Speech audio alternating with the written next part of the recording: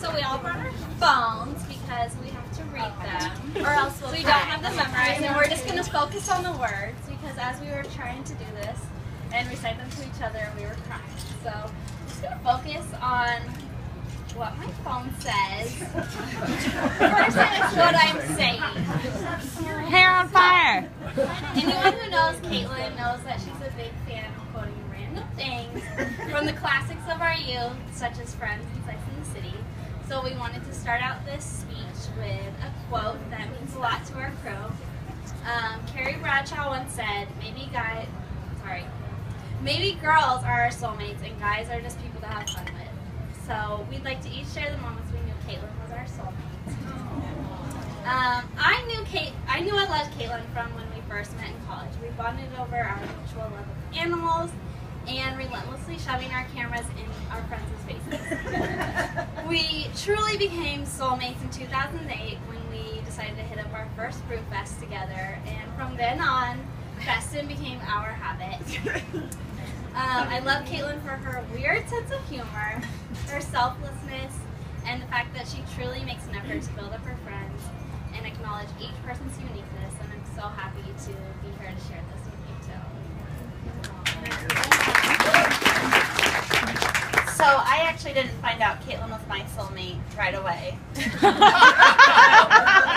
We started out as enemies in 6th grade on the basketball team that John coached.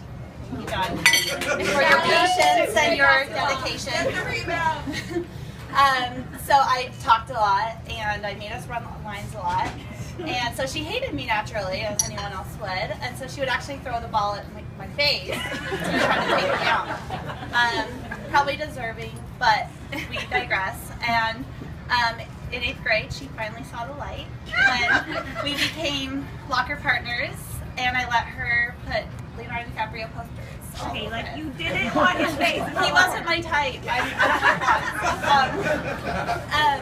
But anyway, so from there on, obviously, so many memories. I can't even tell one story, but basketball roommates at overnight camp at Pacific University. I don't want a bed. I don't want the floor. I just want. I don't care what I have. Whatever. How that goes. To dorm roommates freshman year in college. To Alpha V. To everything. And I have a couple of memories I just want to list that I wrote on my hand because I don't want to forget. Playlist in the dorm. Oh yeah. Betty Davis eyes. Like skipping school with Jocelyn. What? There was the first time, the one time I really remember is taking the car out, the van, begging Jocelyn to turn left instead of right. And we were so scared to get caught, so we just cuddled up in John and Maggie's bed for the entire day and watched movies. It was the best day of my life. Stashing Zima behind the toilet in John's bathroom. That didn't quite work out. Mooning Coach Whitman. Oh my God. A couple embarrassing when you did that. It was you. And a couple games suspensions were worth the hilariousness of it all. And then also that basketball camp, and also in 8th grade, running from our lives from a couple bullies that we probably deserved to beat down from.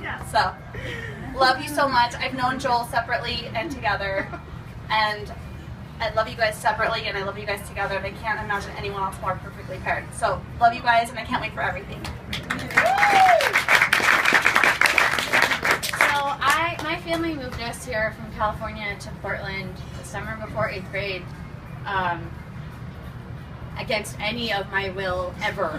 So my 12-year-old body decided to say, okay, I'm going to be as miserable and lonely and the biggest loner ever because maybe that will convince them to move me back. So for 4 months, I was a loner and had a pet rat. And that was it. That's weird. I don't know exactly how Caitlin and I started talking. Her name was Alice, by the way. You liked her. Yeah, I did. I don't know how Caitlin and I started talking that year, but I will always remember the morning. It was a Friday morning, and Caitlin called me in the morning before school started, and she invited me to spend the night.